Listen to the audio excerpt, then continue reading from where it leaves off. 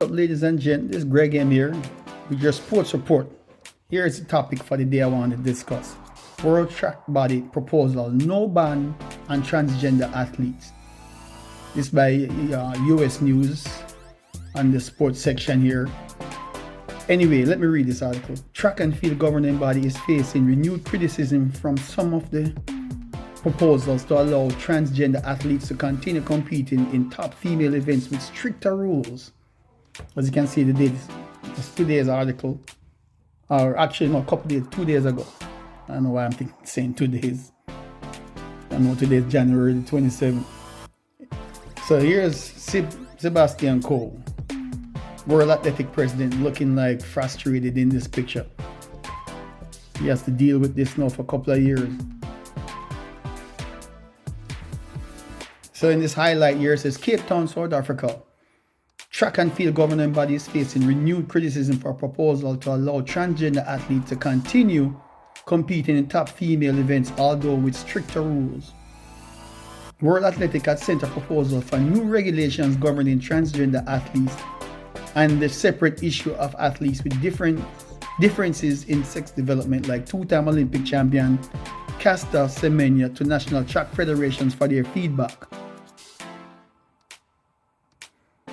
So it goes on here. The governing body preferred option, it said in a statement this week, is for transgender athletes and those with sex development differences to still be allowed to compete in female events if they reduce their testosterone levels further to below 2.5 nanomoles per liter of blood. Hope I pronounce that like nanomoles, or anyway, y'all can read along with me.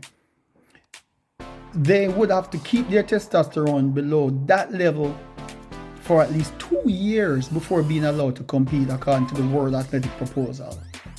Transgender athletes are currently clear to enter elite female events if they have kept their testosterone levels below 5 nanomoles for at least a year.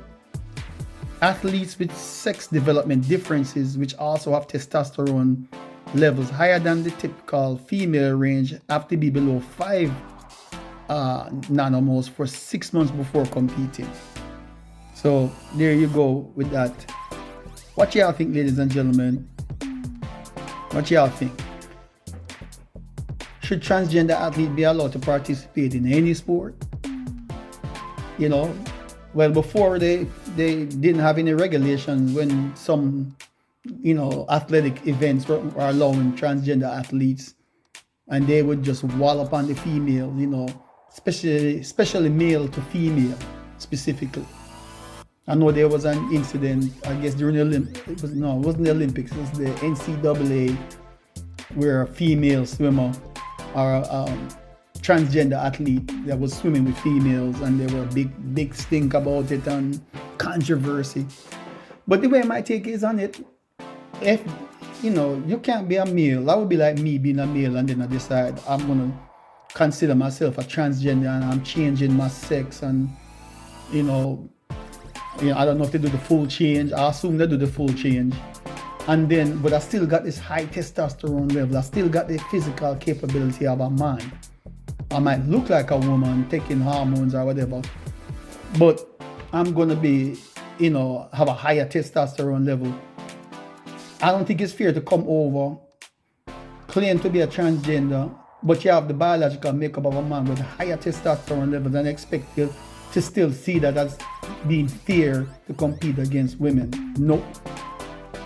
I have no problem with transgender individuals, but when it comes to competing in sports, athletic events, I think they should really conform to the new rules. Yeah, lower your testosterone levels, right? Because you are not gonna be, you are gonna have an advantage immediately if you come in with those high testosterone levels, and especially if you are a somewhat decent physical athlete already, as a man, you're already, pretty outstanding already, and you just crossed over and still want to not lower your testosterone levels. That's just my take. I'm not gonna go on long about it. This just caught my attention. What y'all think? Comments. Leave your comments. Tell me if you agree, disagree. Should women transgender be allowed to compete in women's sports? People that were biological male, born biological male, people with special circumstances like castlesomania, they have to still comply also, even though they were born with male testicles, I guess, and they have both male and female organs, but they also carry a high amount of testosterone level in the system, which gives them an advantage also. It's a shame, but definitely for the ones who were males, born males, crossed over, now they are transgender, they are female, and but they want to still compete. Because remember, these guys, when they come over and they compete with these women and they're doing well, they get sponsorship.